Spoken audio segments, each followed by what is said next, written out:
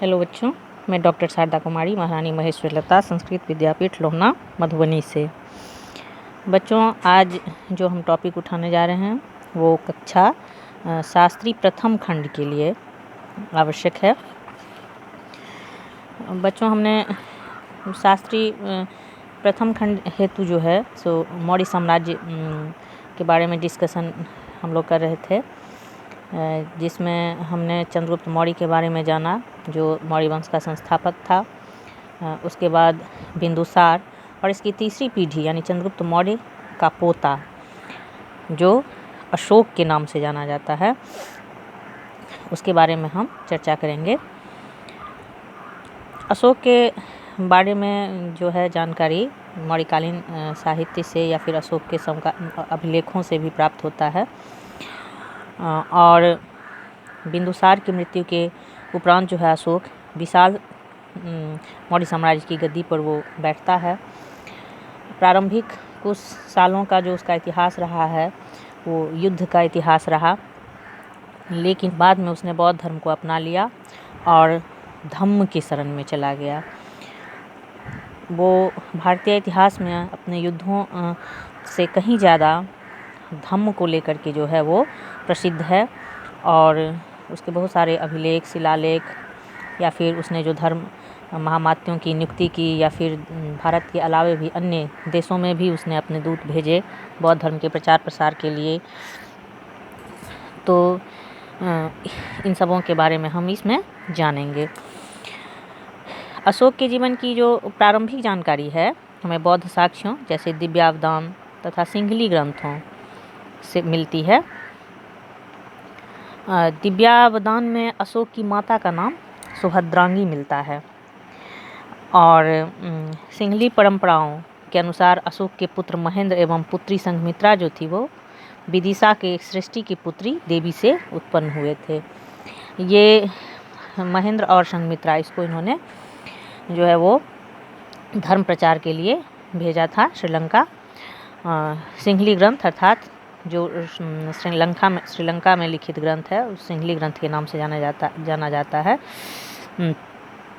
सिंहली अनुश्रुति से ही यह ज्ञात होता है कि अशोक ने अपने 99 भाइयों की हत्या की थी, और ये 269 ईस्वी में जो है अशोक का विधिवत राज्य अभिषेक जो है 269 ईस्वी में हुआ, लेकिन उससे पूर्व ही 273 ईसा पूर्व में ही मगध के राज सिंहासन पर वो बैठ चुका था। तो अशोक जो है वो अपने प्रारंभिक वर्षों में हम देखते हैं कि वो युद्ध के द्वारा ही, जैसे कि उल्लेख मिलता है कि उसने 99 भाइयों की हत्या की थी। ये बात हालांकि कहाँ तक सत्य है ये पूरी तरह से नहीं कहा जा सकता है। इसमें इतिहासकारों के मतानुसार इसमें विभिन्न तरह के जो है वो मतभेद हैं। पूर्णतः इसको सत्य नहीं माना जा सकता है, लेकिन कुछ इतिहासकारों के अनुसार उसने अपने भाइयों की हत्या की थी ताकि रास्ते का कांटा साफ हो जाए। अभिलेखों में अशोक को जो है वो देवना प्रियदर्शी एवं राजा के संबोधन से भी संबोधित किया गया है। बौद्ध ग्रंथों के विवरण के अनुसार अशोक को तक्षशिला एवं अवंती प्रांतों का शासक नियुक्त किया गया था, जब वो बिंदुसार के समय में नियुक्त किया गया था। जब वो राज्याभिषेक कर गद्दी पर बैठा तो 7वें वर्ष में शायद अशोक ने कश्मीर एवं खोतान क्षेत्रों के अनेक भागों को विजित कर मौर्य साम्राज्य में मिला लिया था। कल्हन की राज तरंगिणी के अनुसार अशोक ने कश्मीर में वितस्ता नदी के किनारे जो है वो श्रीनगर की स्थापना की थी।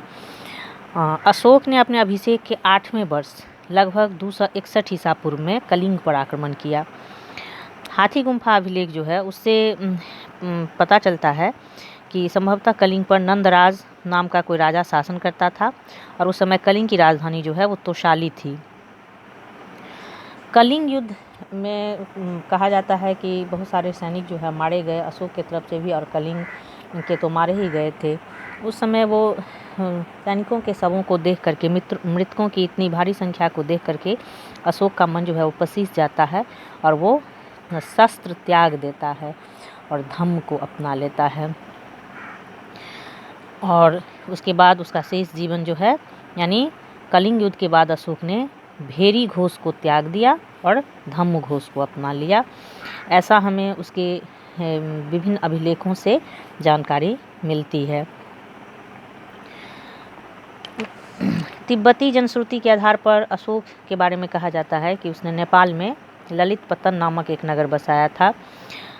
उसकी पुत्री चारुमती ने देवपत्तन नामक नगर बसाया। नेपाल की तराई से भी अशोक के 2 अभिलेख रुमिनदेई एवं निगलिया स्तंभ लेख प्राप्त होते हैं।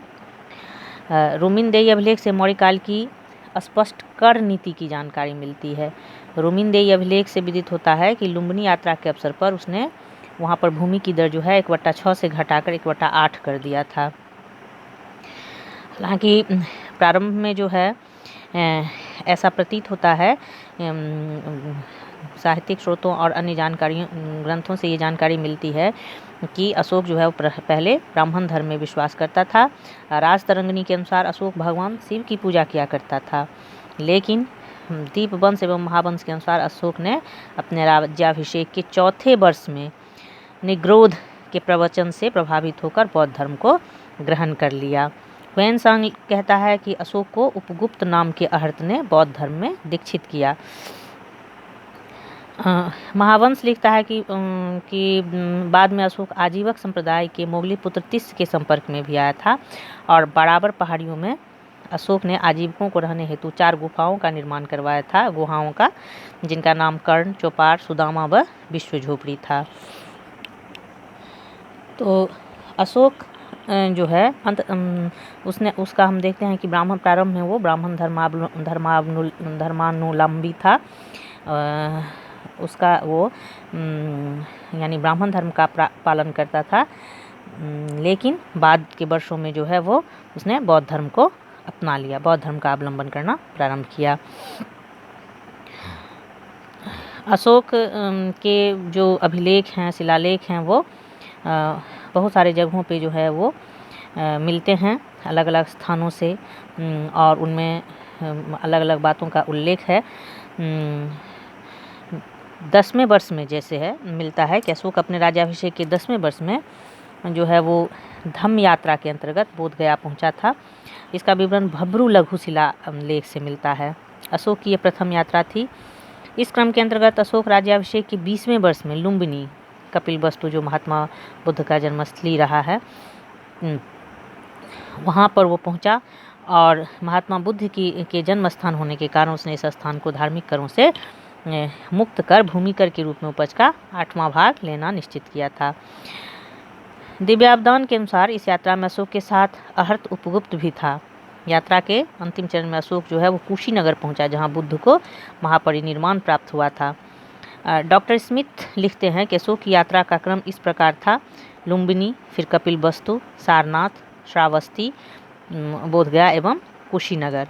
अशोक ने राज्याभिषेक के 14 वर्ष बाद कनक मुनि बौद्ध स्तूप की लंबाई जो है वो दोगुना करवाया था।